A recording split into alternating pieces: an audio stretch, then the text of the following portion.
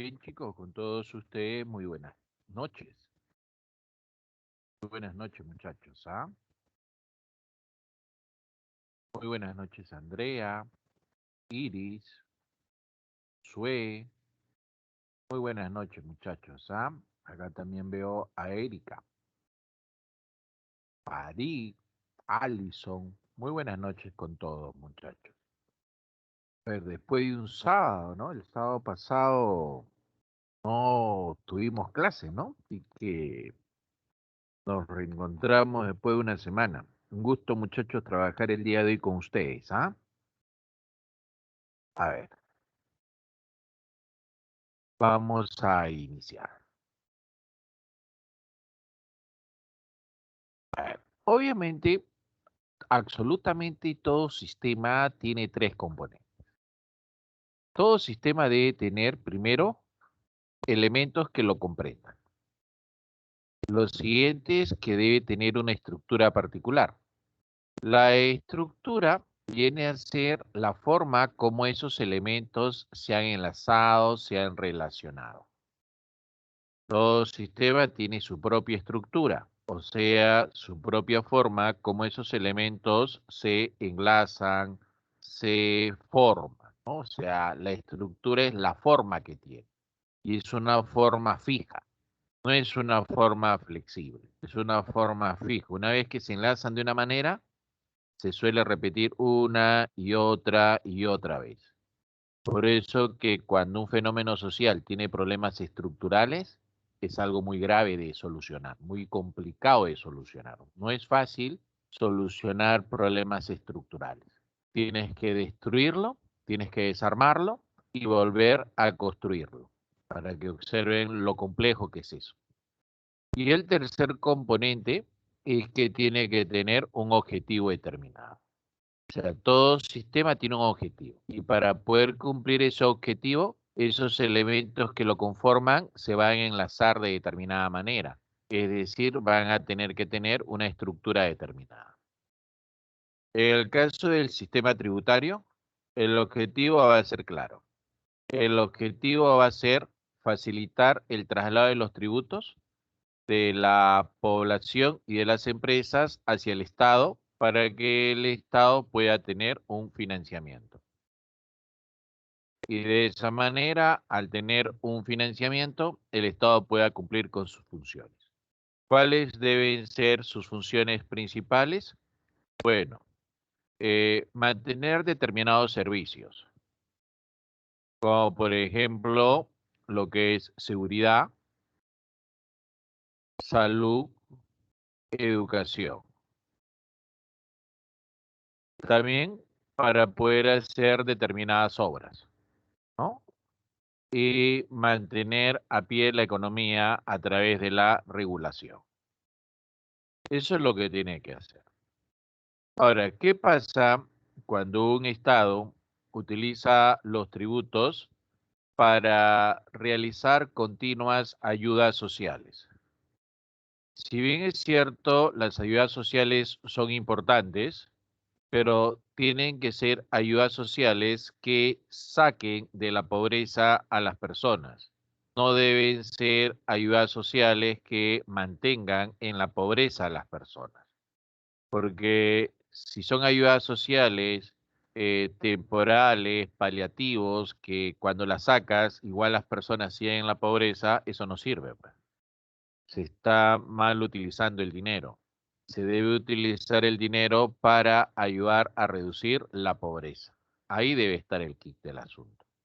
Si no, pues se financia mal, ¿no? En el caso peruano, tenemos un 72 a 75% de economía informal. Por lo tanto, tenemos un sector formal bastante pequeño. Y sobre este sector formal es donde básicamente recae el pago de los tributos. Entonces, cuando un gobierno dice voy a aumentar los tributos, el gobierno ajusta cada vez más al formal. A él se lo presiona, a ese lo presiona, lo exprime peor que limón de molientero. Cuando debería buscar la forma, el mecanismo de hacer que el informal se vuelva formal para que de esa manera ese informal pueda pagar tributos y el Estado pueda conseguir un mayor porcentaje de ingresos. ¿Se dan cuenta? A ver, vamos a borrar esto. Ahí tenemos la definición del sistema tributario, ¿no? Que en esencia va a ser todo un conjunto de elementos que van a tener que actuar de manera interrelacionada. Esa forma con la cual ellos actúan de manera interrelacionada es su propia estructura. Recuerda eso, ese término conocido como estructura lo vas a ver en diferentes situaciones si es que estudias, bueno, en cualquier cosa que estudias, ¿no? Y específicamente en ciencias sociales, a veces el muchacho no entiende qué cosa es una estructura. La estructura es la forma como esos elementos se relacionan. Los elementos que contenga ese sistema, pues obviamente, ¿no? En tu casa, por ejemplo, tú tienes una estructura familiar. Entonces, si tú quieres saber la estructura familiar que está en tu casa, uno son los miembros de tu familia que lo componen. De ahí parte, ¿sí o no? Y luego, cómo son las relaciones que ustedes tienen. Entonces, las relaciones que ustedes tienen es única. Ustedes tienen su propia estructura. Y así funciona una y otra vez. Y si usted visita, cuando ya este COVID se haya terminado, visita una amistad y ve a la familia de su familia también tiene su propia estructura. O sea, la propia forma como esos miembros de su familia se van relacionando. ¿Te das cuenta? Entonces la estructura tiene que estar bastante clara. Ahora, estos son los elementos que conforman el sistema tributario. Tenemos una administración tributaria, normas tributarias y políticas tributarias. La administración tributaria va a estar conformada por las entidades encargadas de recaudar los tributos. Y dentro de estas entidades encargadas de recaudar los tributos tenemos a la SUNAT, que viene a ser la Superintendencia de Aduanas y Administración Tributaria. Se le agregó este término el año 2002, cuando la Superintendencia Nacional de Administración de Aduanas dejó de existir. Entonces, esta Superintendencia Nacional de Aduanas, que obviamente pues tenía a su cargo la recaudación de aranceles, ¿no? Acá estoy escribiendo mal, aduanas, ¿no? Está supervisada por la SUNAT. Entonces, al dejar de existir, estas aduanas pasó a formar parte de la SUNAT. Entonces, no se le cambió sus iniciales, pero sí se le agregó el término Superintendencia de Aduanas y Administración Tributaria. ¿Estamos bien? Entonces, recuerdo claramente que como estaba todavía en proceso de acoplamiento, hubo un problema con un barco chino que quedó pues en alta mar y no podía descargar productos porque la SUNAC todavía estaba empapándose de las funciones que hacía aduana. Entonces demoró más de 30 días para que pueda autorizar este barco chino para hacer las descargas. Menos mal que los productos que contenían pues no eran productos perecibles, ¿no? Porque si no, se le hubiese dado bastante un juicio o una indemnización económica bastante amplia. Ahora, también SUNAC, por si acaso, recauda tributos para el gobierno central. Los municipios tienen a su cargo al Servicio de Administración Tributaria, SAC, y también tienes a la empresa municipal administradora de peajes llamado EMAPE. Allá. Entonces, ellos son los encargados de recaudar tributos. Sí. Pero estas entidades encargadas de recaudar tributos no lo podrían hacer si es que no existieran las normas. Recuerde que hay un principio legal que dice, nadie está obligado de hacer lo que la ley no manda, ni impedido de hacer lo que ella no prohíbe. Nadie está obligado de hacer lo que la ley no manda, ni impedido de hacer lo que ella no prohíbe. Así que si las normas no te obligaran a tributar, las personas no lo harían. Por lo tanto, es necesario que existan las normas para que de esa manera las personas estén obligadas a tributar. Y en esas normas podríamos tener el Código Tributario y la Ley de Impuestos a la Renta. Adicionalmente a esto, decirte, los impuestos se crean por ley. ¿Quién crea las leyes? Las leyes las crea el Congreso. Así que el Congreso crea los impuestos.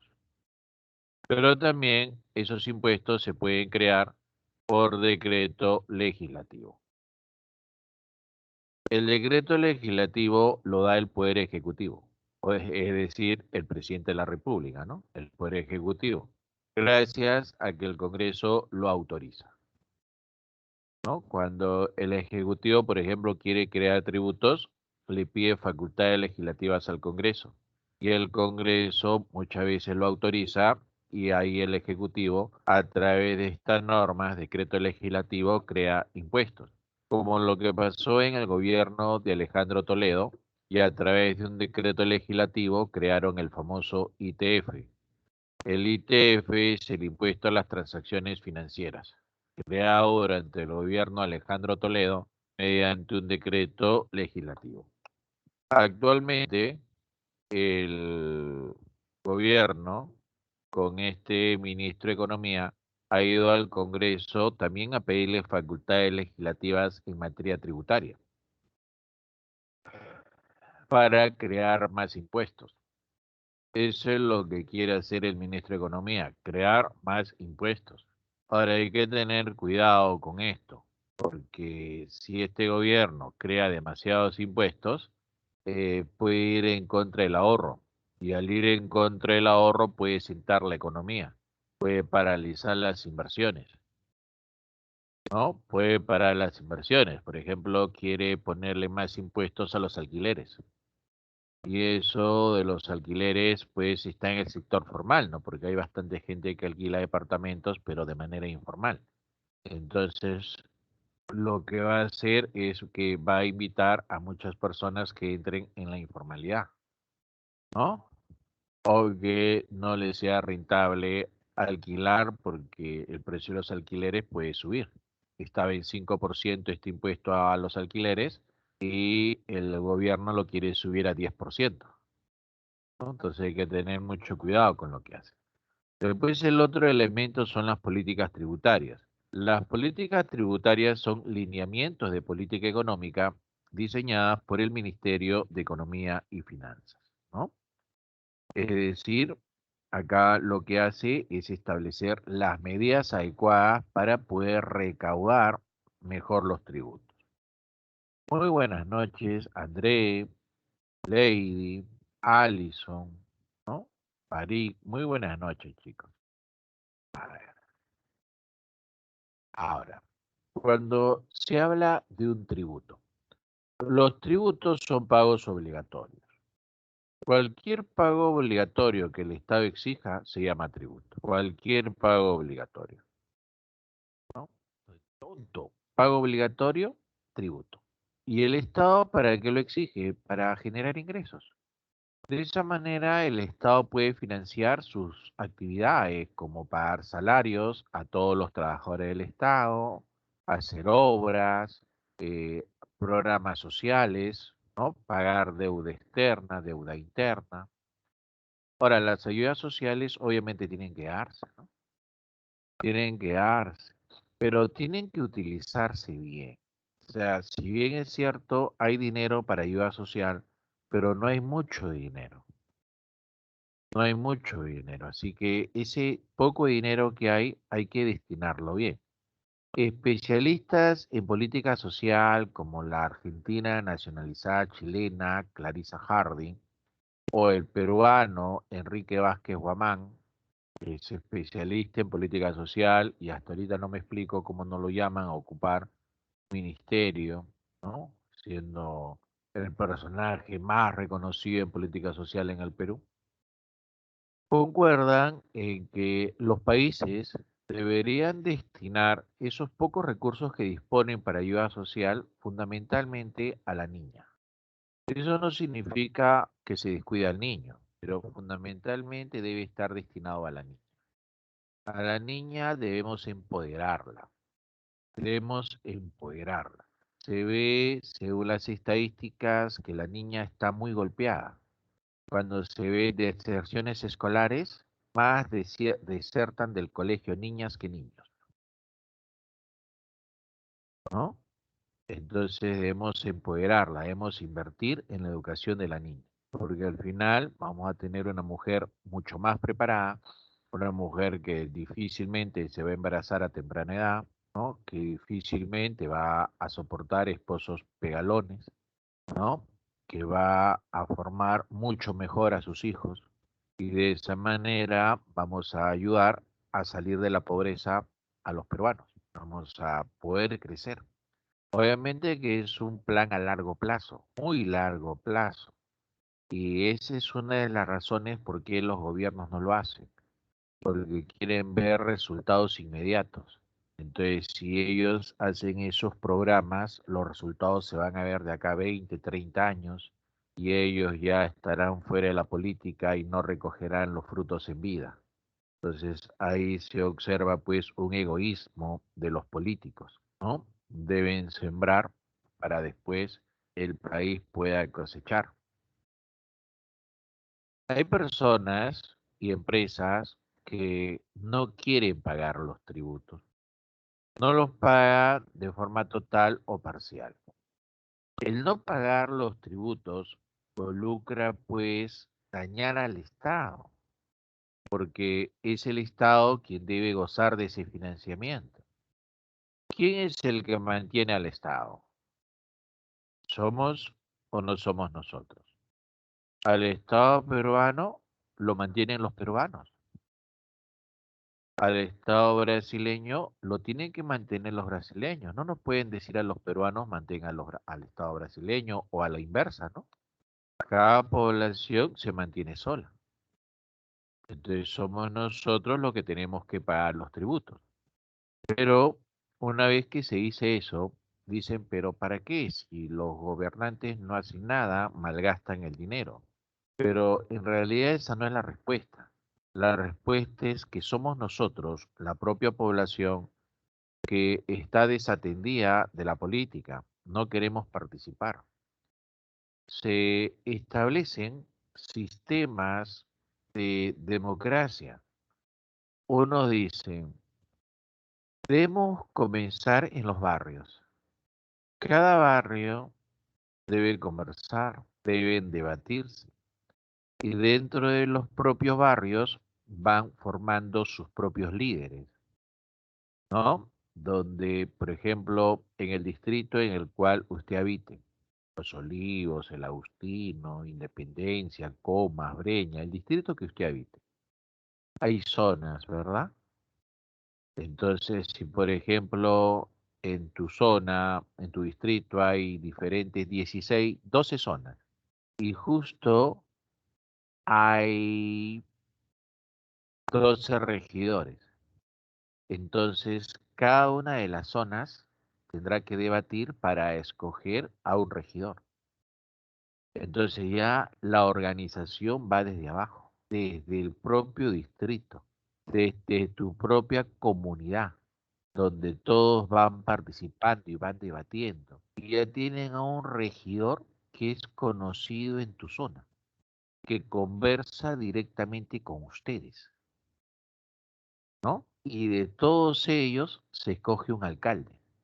Entonces ya hay una mayor cercanía. Y así vamos construyendo a una sociedad más participativa, una sociedad más organizada, más democrática, con un ciudadano comprometido con su país. De esa manera es una ciudadanía que fiscaliza más, golpeas a la corrupción, la golpeas rotundamente porque tienes una población organizada. ¿Te das cuenta?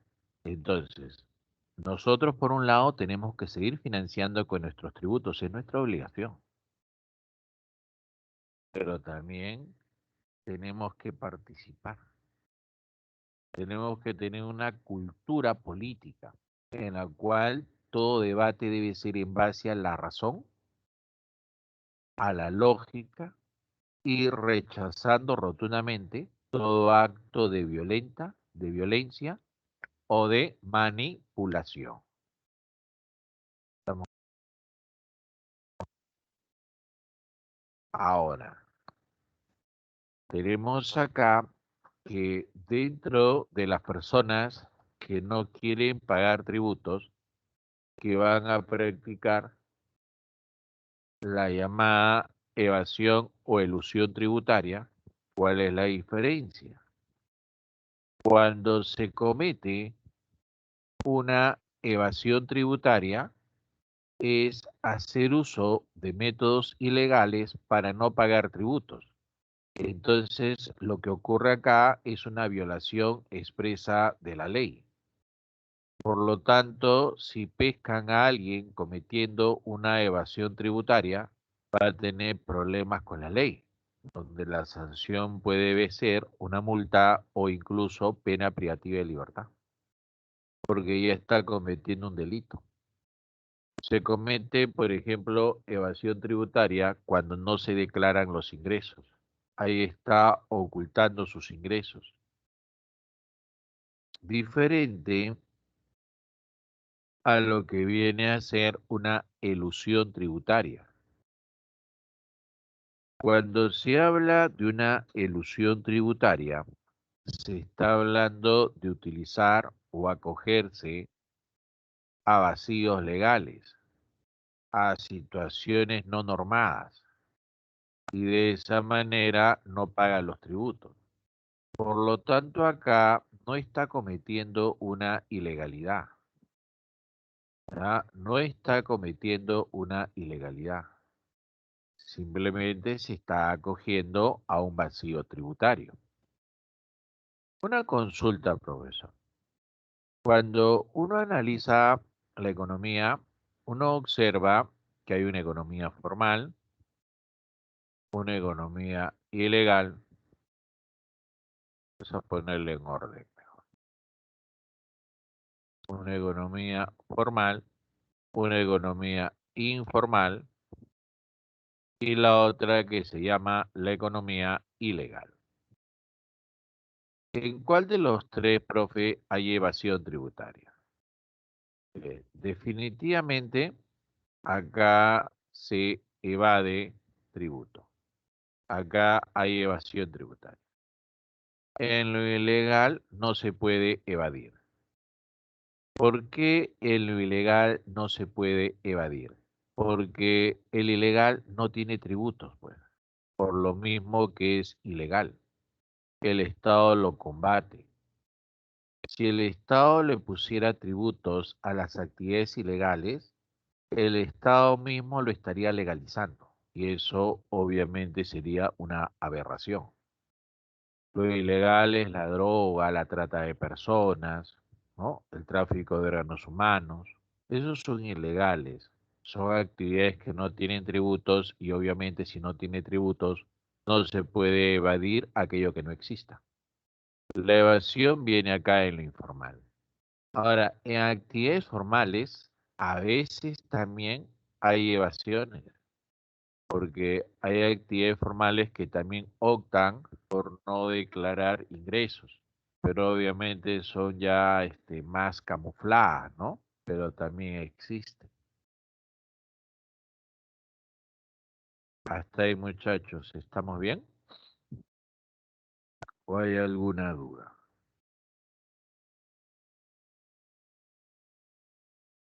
Ya. Ahora, ¿cuáles son los criterios? El primer criterio es el criterio de la equidad.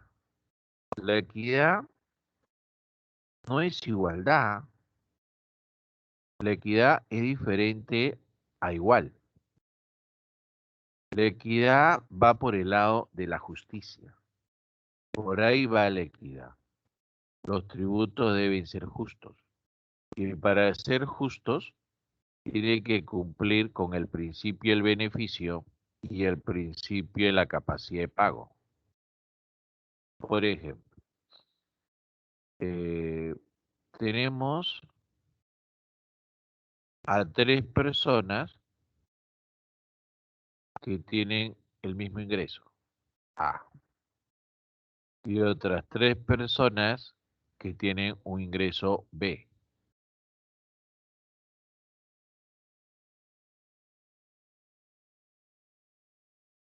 ¿Está bien? Donde voy a imaginar que el ingreso A es mayor al ingreso B. ¿Está bien? Entonces, el grupo que tiene más ingresos, que es A, debe pagar más impuestos que el grupo que tiene menos ingresos, que es B. Ahora, profesor, entonces el grupo A paga más impuestos que el grupo B. Así es. Pero, pero, también tiene que pasar, o también pasa, que dentro del mismo grupo todos no acceden a los mismos beneficios del Estado. Entonces, si estas dos personas, si estas dos personas acceden a un beneficio, voy a ponerle en número ya, de 5, y estos acceden a un beneficio de 2, entonces obviamente estas dos personas tendrán que pagar más tributos que las otras dos. Eso significa la equidad, ¿no? En la cual se habla de justicia. Y la justicia está en base a los ingresos y a los beneficios que reciben las personas. Luego tenemos la simplicidad. ¿Qué significará este criterio de la simplicidad? Eso, que deben ser simples. Para que sean simples, deben ser de fácil entendimiento, ¿no? Para que sean de fácil entendimiento significa que deben ser sencillos, ¿no? Y no solamente deben ser sencillos para que sea de fácil entendimiento, sino que también deben ser pocos, pocos para evitar confundir, ¿no? Cuando son muchos, confunden. Ah,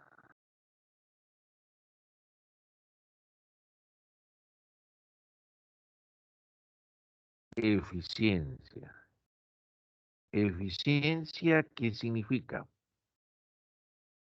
Eficiencia significa que el impuesto no debe alterar en demasía la conducta del consumidor. Entonces, se supone que, bueno, de todas maneras, un tributo va a afectar en algo la conducta del consumidor, pero no debe afectar en demasía, ¿ya? No debe alterar en demasía. Y por último, no, no debe ser confiscatorio. Es decir, los tributos no se crean con la intención de quitarle las cosas a las personas, ¿ya? No se crean con la intención de quitarle las cosas a las personas. Por lo tanto, los tributos pues no pueden ser demasiado altos, porque si son muy altos, son tributos que no se van a poder pagar. Y si no se pueden pagar, entonces el Estado le va a comenzar a embargar las cosas. ¿Vieron la figura?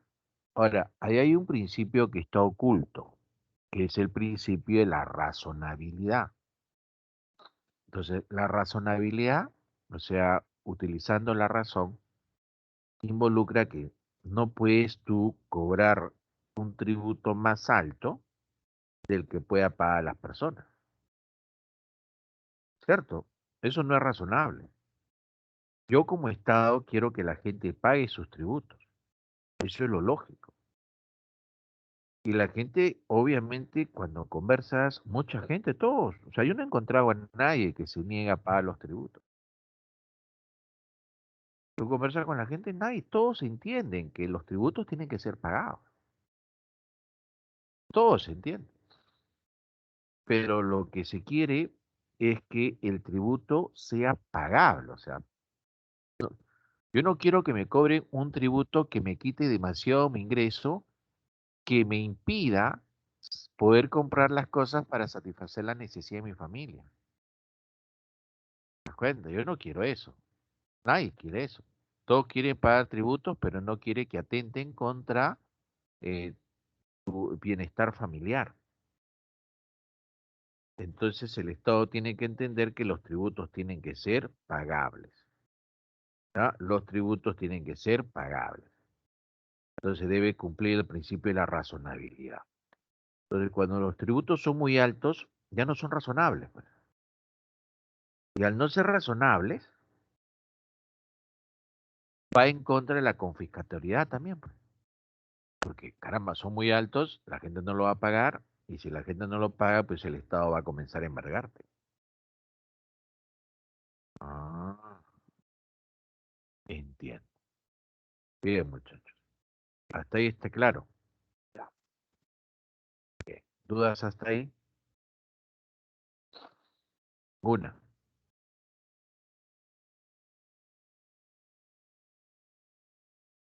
Bien. Continuemos.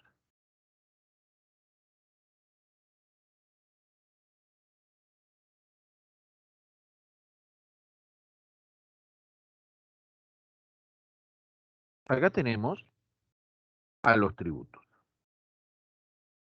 Bien. Vamos a clasificarlos, ¿les parece? A ver. Vamos a explicarte primero en borrador.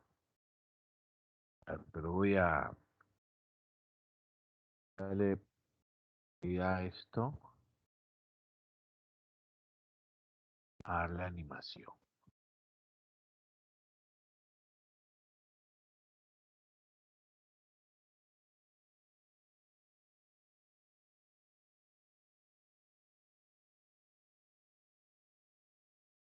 Grabar. Ya está.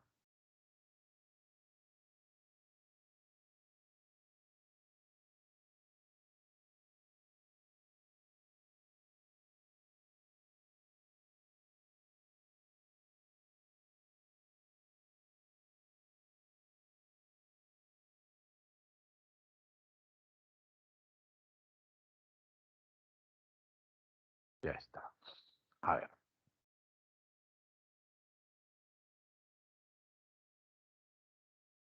Entonces, por acá nosotros tenemos a los llamados tributos. Recuerden que los tributos son pagos obligatorios, pero estos tributos tienen toda una división, ¿ah? Se pueden dividir en tres grandes bandos. Los impuestos, ¿quiénes más están por ahí? Las llamadas tasas y las contribuciones. A ver, denme por favor un segundo mientras voy escribiendo.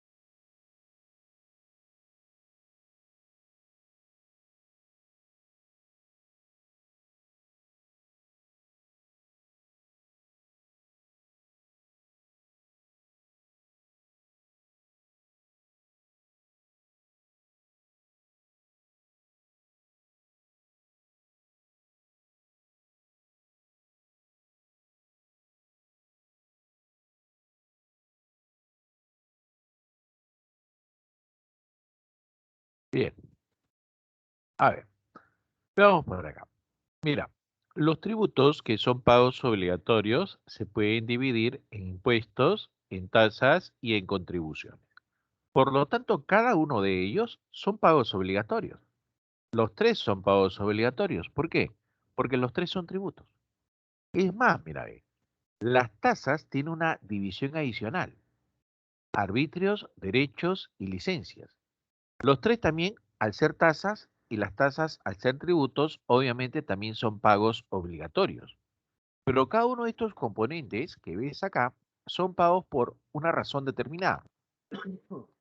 Entonces tenemos, por ejemplo, que los arbitrios son pagos ¿para qué? Para poder mantener. Los derechos son pagos para poder usar. Y las licencias son pagos para poder obtener la autorización. Entonces, cada uno son pagos determinados, ¿no? Mantener, usar y autorización.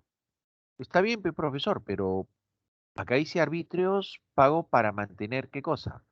Ah, pagos para poder mantener un servicio público, como por ejemplo la limpieza de las calles o seguridad ciudadana, que obviamente son servicios públicos.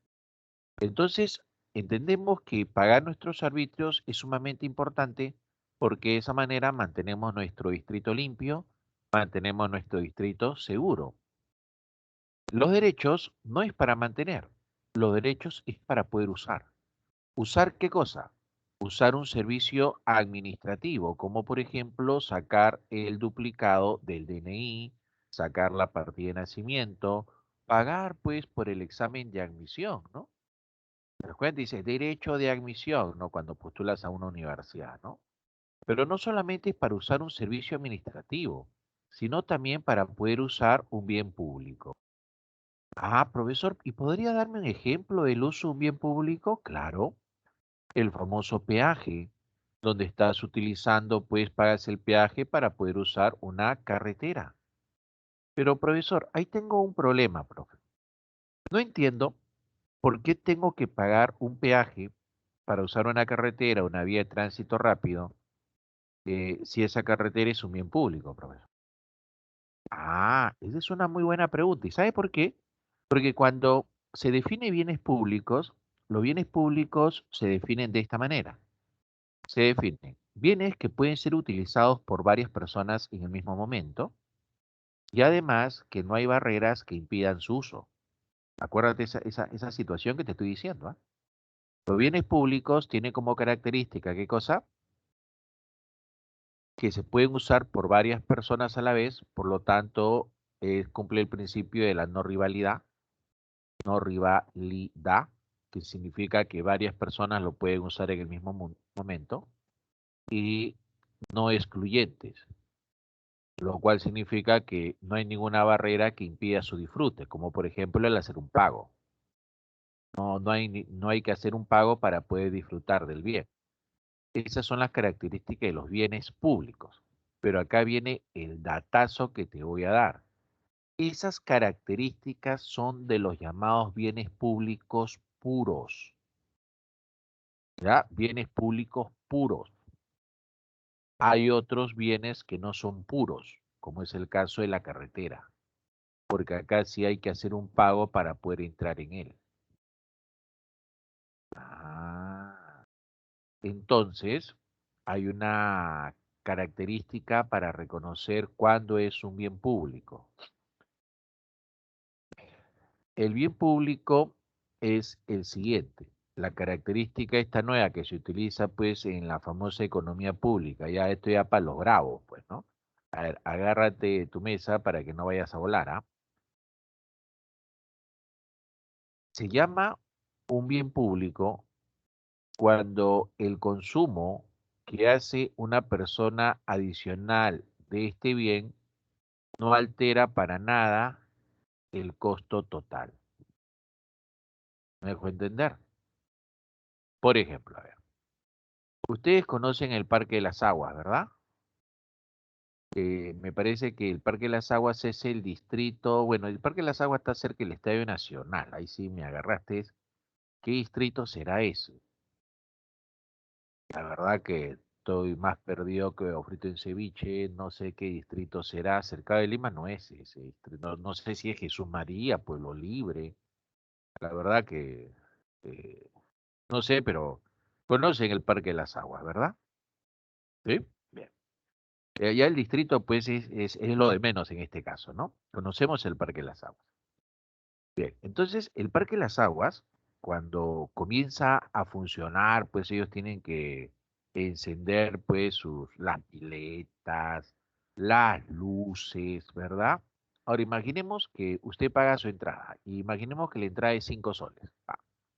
Entonces usted está solito ahí. Y por más que usted esté solo, ellos tienen que encender todo. Entonces ya tienen un costo determinado. ¿Te das cuenta? Ahora, si entran dos, ¿usted cree que el costo de ellos va a subir o el costo se va a mantener? Profesor, ¿y si entran tres? ¿Y si entran cuatro personas?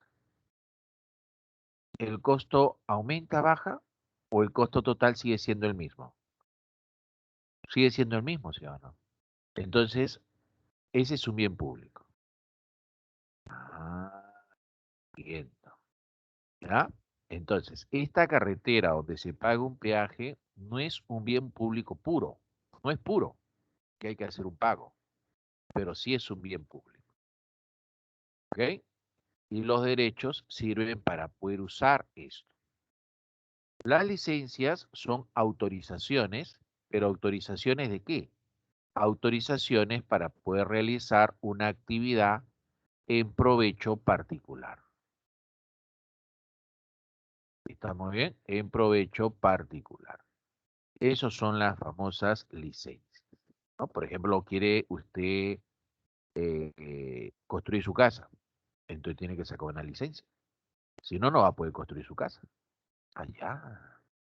Ahora, regresemos por acá. Mira qué bonito.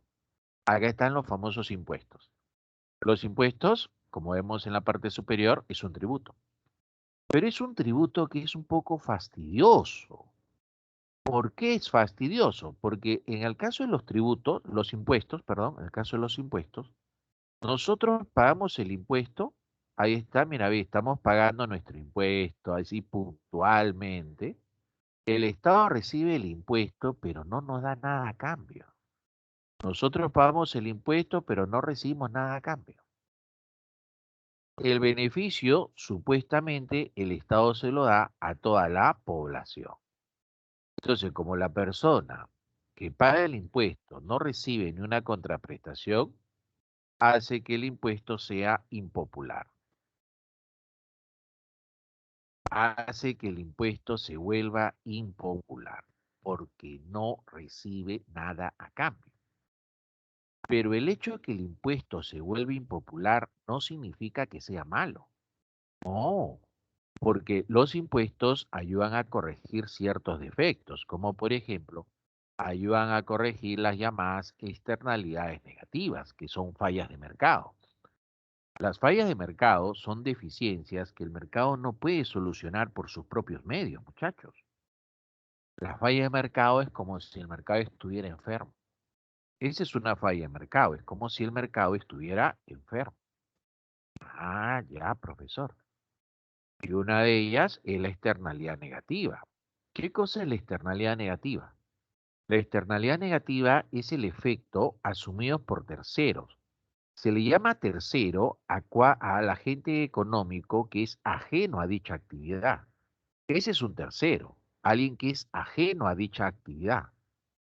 Por ejemplo, si usted vive cerca del Guaralino, el Guaralino es un club donde se hacen fiestas, entonces ese club pues hace conciertos, gente viene a divertirse, etc., pero de todas maneras genera bulla, pues. Entonces, si usted vive cerca del Guaralino, pues usted es un tercero porque es ajeno a esa actividad, pero sin embargo usted va a ser víctima de la bulla. Entonces usted está asumiendo una consecuencia, un efecto perjudicial, ¿no? Entonces la externalidad negativa es efecto asumido por terceros, que es dañino, por el cual no se le paga nada por el daño generado. Y podemos encontrar externalidades negativas de consumo, como también externalidades negativas de producción. A ver, profesor, ¿cómo es eso? Cuando hablamos de una externalidad negativa de consumo, por ejemplo, puede ser pues que tu vecino esté haciendo su fiesta, ¿no? Está haciendo su fiesta, rompe y raja, y tanta bulla hacen que las ventanas de tu cuarto comienzan a bailar toda la noche, toda la madrugada. Entonces tú fuiste víctima de una externalidad negativa por el lado del consumo. O de repente, pues una persona que esté tomando licor y responsablemente coja su vehículo y comience a manejar y atropella a una persona. Entonces, esta víctima ha sufrido una externalidad negativa por el lado del consumo, debido a un irresponsable que comenzó a tomar licor e irresponsablemente agarró su carro y comenzó a manejar ebrio. Luego viene la externalidad negativa por el lado de la producción. Por ejemplo, una empresa minera bota mercurio al río y por el río el mercurio llega al mar. En el mar, este mercurio es consumido por los peces. De ahí viene la cadena alimenticia. El pez más grande se come al más pequeño. Entonces, el más grande tiene más mercurio en sus tejidos. El humano se lo consume y el mercurio en el humano provoca debilidad mental. Entonces, esta empresa minera está generando un daño a la población. Eso sería una externalidad negativa por el lado de la producción. En el examen de admisión de San Marcos de este año preguntaron sobre las externalidades negativas, ¿verdad? Recuerde que las externalidades son fallas de mercado, ¿no? Y en este caso, en la pregunta de San Marcos, preguntaron la externalidad negativa, pero por el lado del consumo, ¿no? Que más o menos la pregunta era de que alguien hacía una fiesta a todo volumen, ¿no? Entonces los vecinos pues asumían las consecuencias negativas del consumo que estaba haciendo su vecino. Entiendo. Bien. A ver, tómenle por favor a esto una captura de pantalla, muchachos.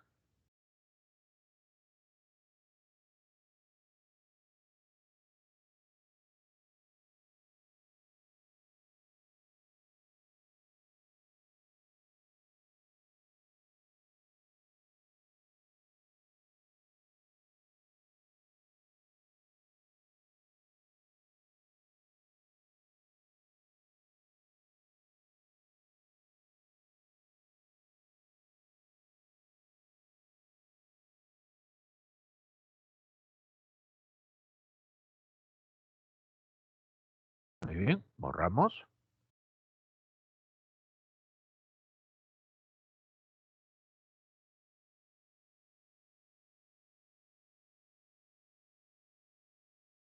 Chévere, Yanela, por compartir. A ver, entonces acá tenemos la clase de los tributos y acá están los impuestos. Recuerden que cuando uno paga un impuesto, no le generan contraprestación directa, o sea, no recibe nada a cambio directamente y eso hace que los impuestos se vuelvan impopulares, ¿no? Se vuelvan muy impopulares. Ahora, ¿cuáles son las funciones del impuesto? Uno es la asignación de recursos. En esta está la de corregir la falla de mercado, como por ejemplo corregir la externalidad negativa. Otra función es la de redistribuir los ingresos, ¿no? En esta situación de redistribuir los ingresos está la de reducir las diferencias de los ingresos que hay entre la población, por ejemplo, entre el rico y el pobre. Al rico le cobran más impuestos, entonces ve cómo se reduce los ingresos del rico y se traslada al pobre en forma de ayuda social, para de esa manera poder reducir la desigualdad. No busca, tenga mucho cuidado, no busca que la desigualdad se elimine. Eso no busca, porque obviamente sigue existiendo desigualdad. Lo que busca es que esa desigualdad se aminore. Ahí tenemos la estabilización de la economía. ¿Cómo funciona esta situación de la estabilización de la economía? Funciona de la siguiente manera. Cuando se tiene déficit, o sea, deudas del pasado, que lo represento como un forado, el Estado debe buscar generar ingresos mediante los impuestos para poder lograr cubrir esas deudas. Entonces, cuando habla de una estabilización de la economía, habla de generar impuestos para tener ingresos y poder cubrir deudas del pasado. Diferente al financiamiento del gasto público. En el financiamiento del gasto público se generan ingresos mediante el cobro de impuestos, pero para poder financiar determinadas actividades, como por ejemplo realizar construcción, ¿no? Entonces, esas son las funciones del impuesto. Ahora, se debe generar mecanismos para que el Estado, sí es cierto, cobre impuestos y genere ingresos. Entonces, la estrategia es que los impuestos que cobre no alteren demasiado la conducta del consumidor.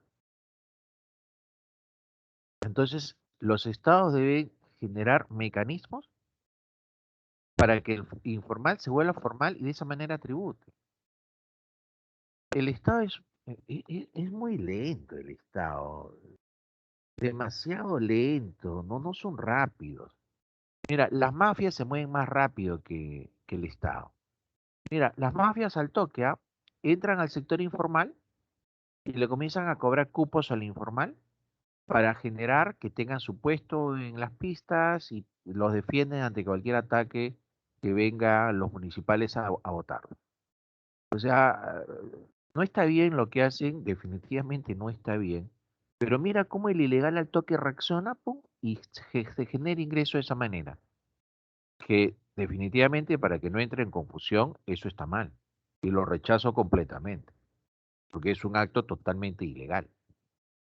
Pero mi ejemplo va a que el Estado no reacciona. El informal te genera ingresos. Ahorita el informal genera pocos ingresos porque es poco productivo, pero es obligación de canalizar al informal, pues, ¿no? Canalizar al informal tiene que trabajar con la municipalidad para establecer adecuados planos y podamos ocupar pues todo el territorio nacional que está tan desocupado y generar espacios donde puedan estar los comerciantes. ¿No? Puedan estar los comerciantes y de esa manera al informal incentivarlo para que pueda ser formal, ¿ah? Para que pueda ser formal y de esa manera que el Estado pueda chapar el tributo y de esa manera proteger a ese informal que se va a volver formal. ¿Te das cuenta? O sea, el Estado está reaccionando pero lentísimo. Cuando se habla de la naturaleza de los impuestos, podemos encontrar, por ejemplo, el impuesto de naturaleza progresivo. Este impuesto de naturaleza progresivo te indica que quien más gana, más paga. El impuesto a la renta es progresivo. Quien más gana, más paga, ¿no? Lo cual es correcto, ¿cierto? En cambio, el regresivo es a la inversa. El regresivo tiene pendiente negativa. Quien más gana, menos paga. Quien menos gana, más paga. Pero si ponemos un ejemplo de impuesto de naturaleza regresivo, que sea el impuesto a la renta, pues sería muy injusto, ¿no? Pero ¿qué tal si decimos el impuesto a la reinversión de utilidades? El impuesto a la reinversión de utilidades debe ser regresivo. Para de esa manera incentivar al inversionista extranjero a que se quede en el país, ¿no? O sea, dicen, ya, usted tiene utilidades, si usted lo reinvierte, yo le voy a cobrar menos impuestos, ¿ya? Yo le voy a cobrar menos impuestos para que se quede. Entonces vienen los socialistas y quieren cobrar más impuestos. Y bueno, deberían cobrarle más impuestos, pero hay que tener en cuenta cómo se mueve el mundo, pues. En el mundo hay otros países que le dan más beneficios y dentro de un ratito le voy a mostrar un cuadro para que usted pueda entender que el Perú no es una isla, ¿no? El inversionista va al país donde pueda el inversionista obtener la mayor rentabilidad posible. Entonces, si un país se pone sabroso y te cobra una tasa impositiva muy alta y en otro país este inversionista puede realizar la misma inversión y le cobra menos tributo, se va a ese país. Así funciona esto, ¿no? Es como, por ejemplo, si usted fuera un empresario y está buscando un local para alquilar, ¿no? Y caramba, en la zona donde va a alquilar, estoy yo, que tengo un local que se ve presentable para que usted pueda poner su negocio, pero mis vecinos también tienen el mismo local. Entonces, yo le digo, ¿sabes qué? Yo le cobro acá el alquiler, digamos, de 50.000 soles mensuales y usted me tiene que pagar todo el año, adelantado. 50.000 soles mensuales, ¿no? Mientras que mis vecinos están cobrando un alquiler, digamos, de 8.000 soles mensuales. Y es la tarifa, 8.000, por ahí otro 9.000, 10.000, pero yo de forma abusiva le digo, ¿sabes qué? 50.000 soles. No, porque es mi local, pues, y si yo he invertido tanto, tiene que pagarme usted, pues. Entonces, en este escenario, el loco sería yo. ¿Por qué yo sería el loco? Porque yo estaría yendo en contra de todo lo que el mercado está planteando.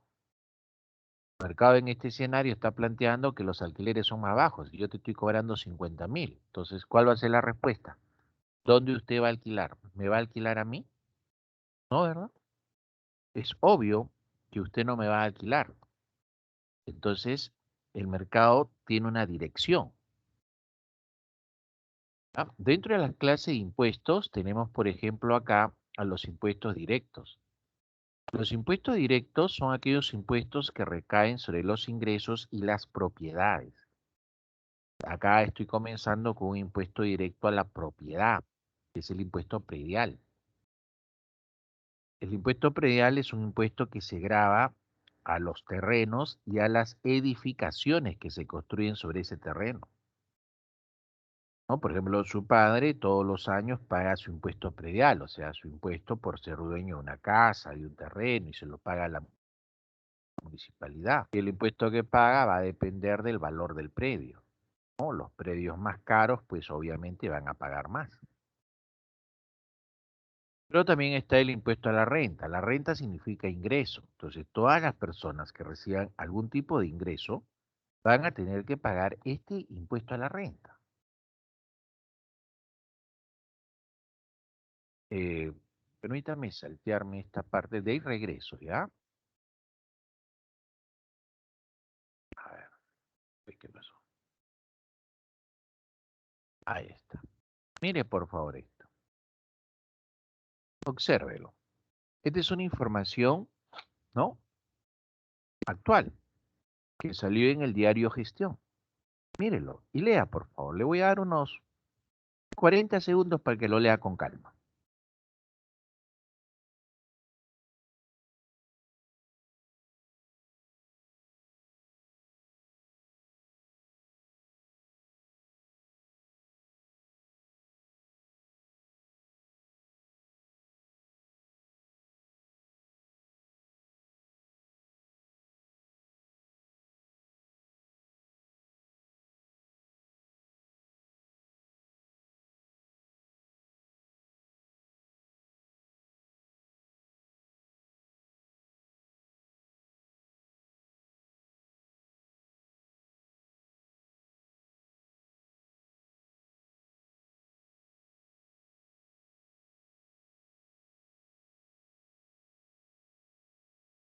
Ya está. Mire, mire esa diferencia. Australia, 30%. Perú, 29,5.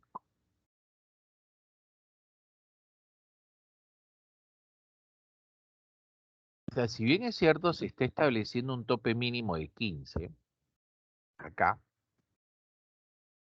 porque obviamente también, pues, hay otros países que se tiran al suelo, ¿no? Irlanda, Chile, Hungría, ¿no? 9%, o sea, se tiran al suelo, ya. Ya ahí también ya están abusando, ¿no? Están abusando, o sea, ¿cómo pueden irse tan al suelo con la finalidad de atraer inversiones? Pero se mandan al suelo, Chile se manda al suelo con su presión, ¿no?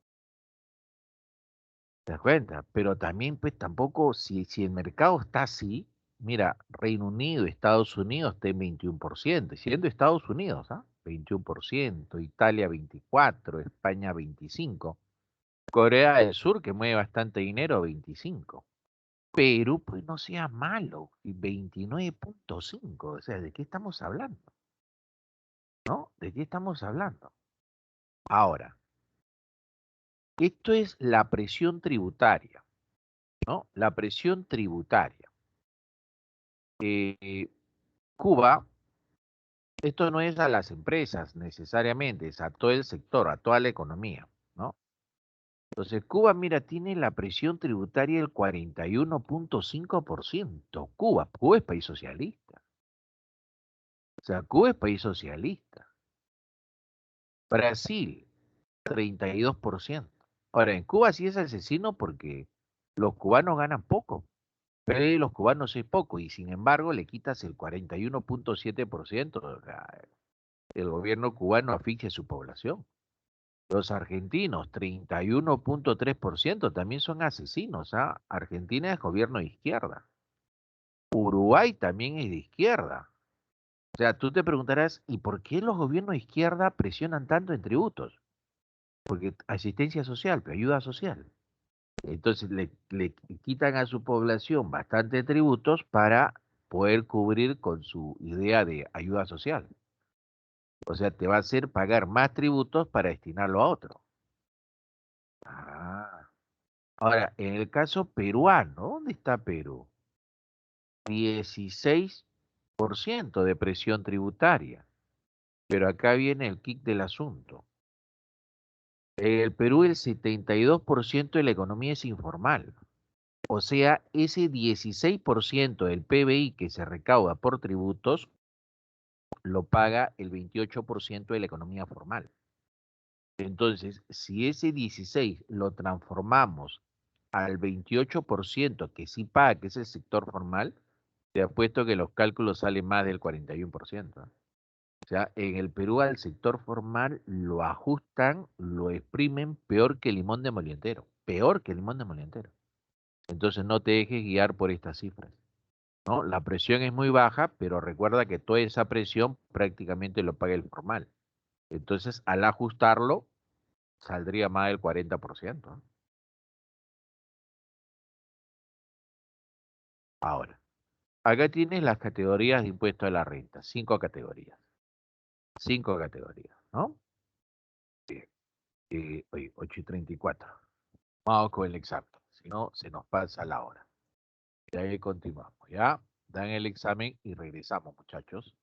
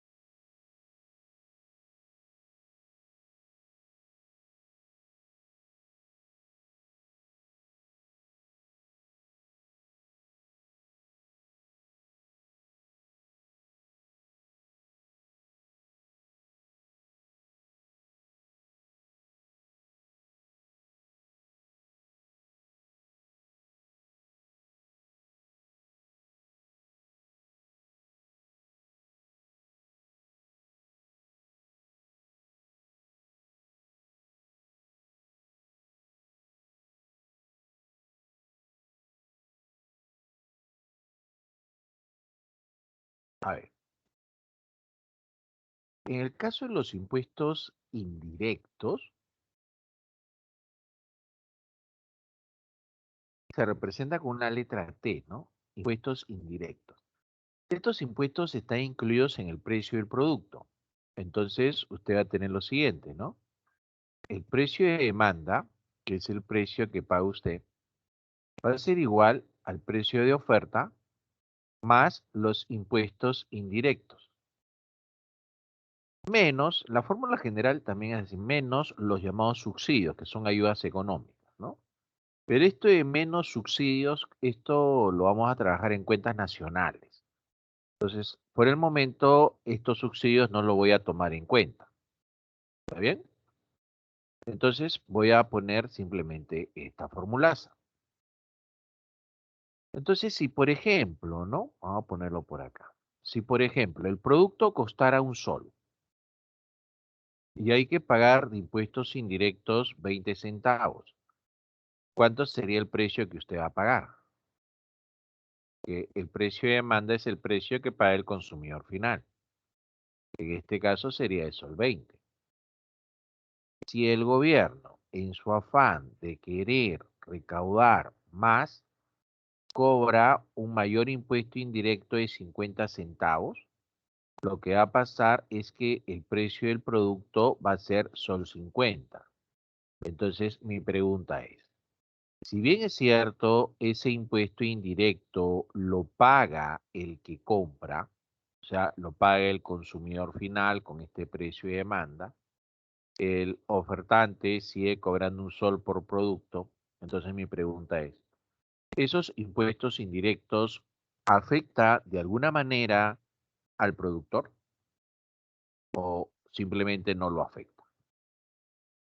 ¿Qué responderían ustedes ahí?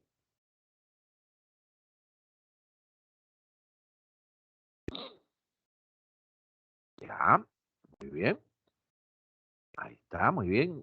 Saludo la participación, ¿ah? Muy bien, Yander, Josué, María, ¿ya? Iris. Bien. Ahora viene la respuesta. Si este precio de demanda que está pagando usted es mayor, usted va a realizar mayores compras o menores compras. Va a realizar menores compras, ¿verdad? Ahora, ¿cuánto menor? Eso va a depender de la elasticidad, ¿no? Si el producto es inelástico, la reducción va a ser baja. Pero si el producto es de demanda elástica, la reducción va a ser alta. Solo si el producto es perfectamente inelástico, la compra se va a mantener constante, ¿verdad? Pero mientras sea inelástico o elástico, la compra va a ser menor. Y si estamos comprando menos, entonces el productor va a vender menos, es obvio.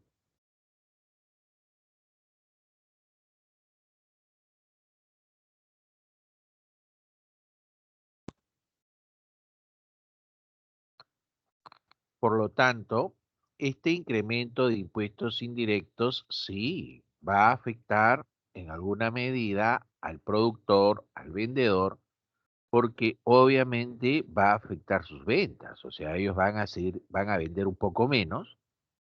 ¿Te das cuenta? Al mismo precio, sí, pero van a vender menos, lo cual significa pues que los ingresos de este productor o vendedor van a ser un poco menores. Ah, interesante, profesor, esa situación, claro. Entonces, cuando uno, por ejemplo, está en gobiernos de izquierda, los gobiernos de izquierda te elevan los impuestos una barbaridad para que el Estado pueda generar mucho más ingresos y puedan cumplir con su función de ayuda social, ¿no? Ahora, uno de estos impuestos que se cobra es el IGB, que en otros países como Colombia, como Chile, España, se le llama el famoso IVA, impuesto al valor agregado. ¿Ya? Así se le llama, IVA, impuesto al valor agregado. En el caso peruano le llamamos IGB. ¿En cuánto está el IGB en el Perú? Nosotros tenemos un IGB equivalente al 18%, ¿no? Pero hay otros países, como es el caso de Uruguay. Uruguay tiene pues una tasa de su IVA, de su IGB, de 22%, o sea, mucho más que lo que tiene el Perú, ¿no? Chile está en 19%. Interesante, ¿verdad? Brasil también está en 19%. Argentina está en 21%. ¡Hala, profe! ¡Qué bárbaro! Así es. Ahora, hay otros países, el que tiene el más alto es Hungría. Hungría está en un 27% de IGB. Otros países acá en Sudamérica tenemos, por ejemplo, a Bolivia con un 13%, Ecuador con un 12%, Paraguay con un 10%, Panamá con un 7%. Ah, qué bravo. ¿Cuánto tiene el Perú? 18. Ahora, ¿lo van a subir? Posiblemente sí, ¿no? Creo que este gobierno va a pasar el tiempo y van a subir el IGB. Este tipo de impuesto es el impuesto que le genera al Estado más ingresos. El IGB, que es un impuesto indirecto, un impuesto ciego. Los impuestos ciegos, no reduce desigualdad, por si acaso. Los impuestos ciegos los pagan todos por igual, ¿ah? Tanto el rico como el pobre. Hay otro impuesto que se llama el impuesto selectivo al consumo. Ese impuesto selectivo al consumo se le grava a determinados tipos de bienes, no a todos. Se selecciona a los bienes de consumo a los cuales se le va a gravar. Se le grava a los productos pues que son dañinos, también se le grava a los productos que son de lujo. A los productos que son dañinos, porque obviamente se quiere desalentar su compra, ¿no? Como gaseosas, licores, eh, combustible de diésel, que es bastante contaminante, ¿no? Y a los productos de lujo, pues, ¿no? Estos cuadros ya lo vimos. Ahora, en el caso de la curva de Laffer, mira qué te muestra la curva de Laffer. La curva de Laffer te muestra que sí es bueno aumentar la tasa impositiva para poder recaudar más, pero lo que también te dice es que no es bueno subir la tasa impositiva de forma continua porque va a llegar un momento en el cual pues ya eso va a ser demasiado alto, ¿no? Por ejemplo, si ponemos acá lo siguiente, ¿no? Acá ponemos la tasa impositiva y en este otro eje ponemos la recaudación.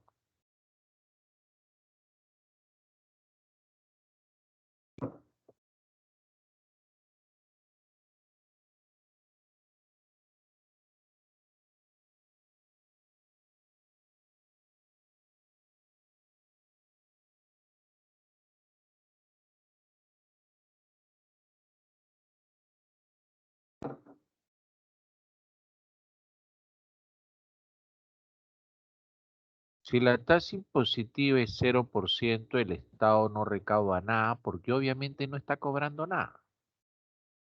Si la tasa sube al 5%, el Estado recauda 50 millones. Si sube al 10%, recauda 200 millones. Si sube al 15%, recauda 500 millones. Si sube al 30%, recauda 200 millones. Si sube al 60%, recauda 50 millones. Y si sube al 100%, 0 millones. Entonces, ¿qué observamos acá? Observamos que hay una tasa óptima, que es el 15%, ¿no? Bueno, acá sería 15, ¿no? Que te genera una recaudación de 500 millones. Pero si subes las tasas, por ejemplo, las subes a un 30%, la recaudación baja a 200 millones.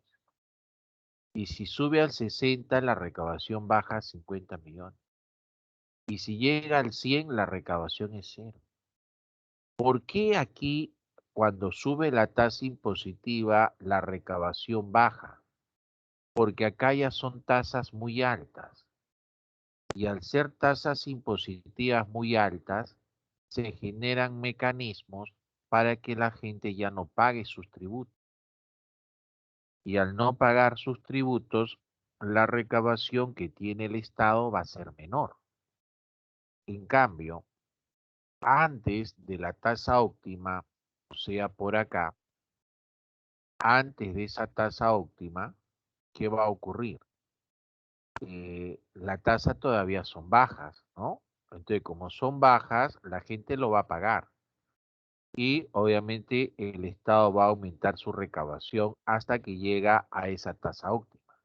Pasado esa tasa óptima, como ya las tasas son muy altas, si el Estado sigue aumentando la tasa, la gente va a pagar menos. Por lo tanto, la recaudación del Estado va a bajar. Por lo tanto, en base a esta curva de Laffer, pregunto, ¿será que siempre que subamos la tasa impositiva, el Estado va a recaudar más? La palabra siempre significa que se cumplen todos los casos. Y eso no es cierto, ¿verdad? Eso no es cierto. O sea, siempre que la tasa impositiva suba, el Estado va a recaudar más. Eso es falso. Así es, Yander. Eso se va a cumplir solamente hasta cierto punto. Ah, ya, profesor. Ahora, los aranceles son impuestos al producto importado. Son barreras.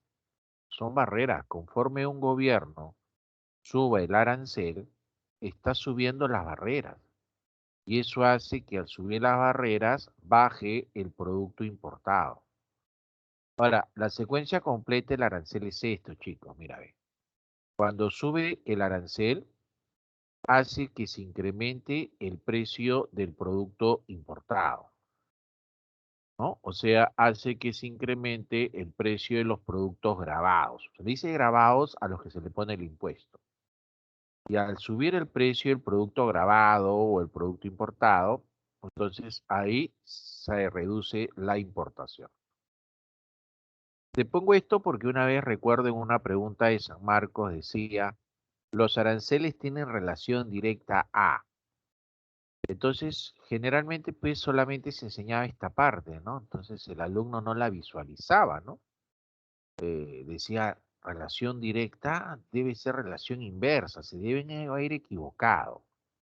Y en realidad no se equivocaron, pues porque sí el arancel tiene relación directa, pero ¿con quién tiene relación directa?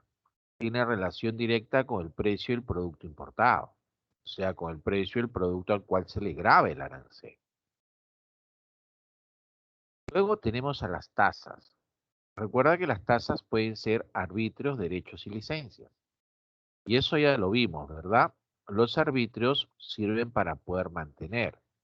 Los arbitrios son pagos para poder mantener un servicio público como limpieza de las calles, como seguridad ciudadana.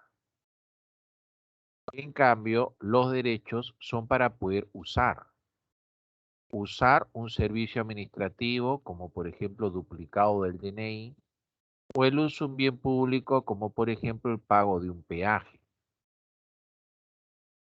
Las licencias son pagos para obtener la autorización de realizar una actividad específica, ¿no? Licencia de conducción, licencia de conducir. Y de ahí tenemos a las contribuciones. Las contribuciones son pagos periódicos para poder constituir una bolsa de dinero y de esa bolsa de dinero se va a implementar un bien o servicio público, como es el caso de ESALUD, ¿no? SENAT y CENCICO. En este caso, ESALUD lo paga la empresa, no lo paga el trabajador, ¿ah? O sea, al trabajador no se le descuenta el pago de ESALUD, eso lo aporta la empresa. Y cuando el trabajador lo requiere, va a ESALUD y se atiende, él y su familia, no su esposa, esposo, hijos menores de edad. Ah, todos ellos se atienden, profesor. Así es. La misma situación pasa con Senati y Cencico, ¿no? En este caso, Senati significa Servicio Nacional de Adiestramiento para el Trabajo Industrial. Servicio Nacional de Adiestramiento para el Trabajo Industrial. Y Cencico significa Servicio Nacional de la Capacitación en Industria de la Construcción. Servicio Nacional de Capacitación en la Industria de la Construcción. Eso significa Cencico. Ahora, aparte de estos ejemplos de contribución, también se podría dar contribuciones para poder construir un parque zonal, una posta médica.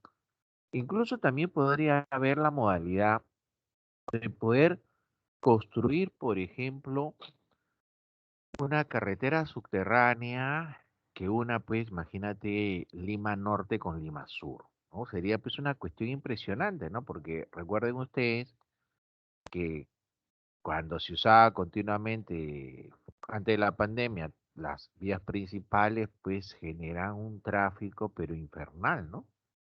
Imagina usted que haya carreteras subterráneas de 8 carriles de ida, 8 carriles de venida, que una Lima Norte, Lima Sur, este, oeste, pucha, que aliviaría bien el tráfico, bastante el tráfico, ¿no? Pero hacer ese tipo de construcciones pues es carísimo, ¿no? Y una forma de financiarlo podría ser a través de una contribución de la población a través del pago de la luz, ¿no? O de repente, pues, en el servicio de luz, pues, nos incrementan 2 soles a cada uno mensual para pagar esta figura de la construcción de túneles subterráneos, ¿no? Aunque estoy soltando un ejemplo, ¿no? Porque 2 soles puede ser carísimo para muchas personas, ¿no? De repente podría ser solo 50 céntimos adicionales, ¿no? Para ayudar poco a poco a la construcción de esos túneles, ¿no? Bien, muchachos. Ahora sí, 9:06 de la noche, ¿no? Ahí nos vamos a quedar. Ya nos estamos viendo, muchachos, la próxima semana. Fuerte abrazo, chicos. ¿Ah?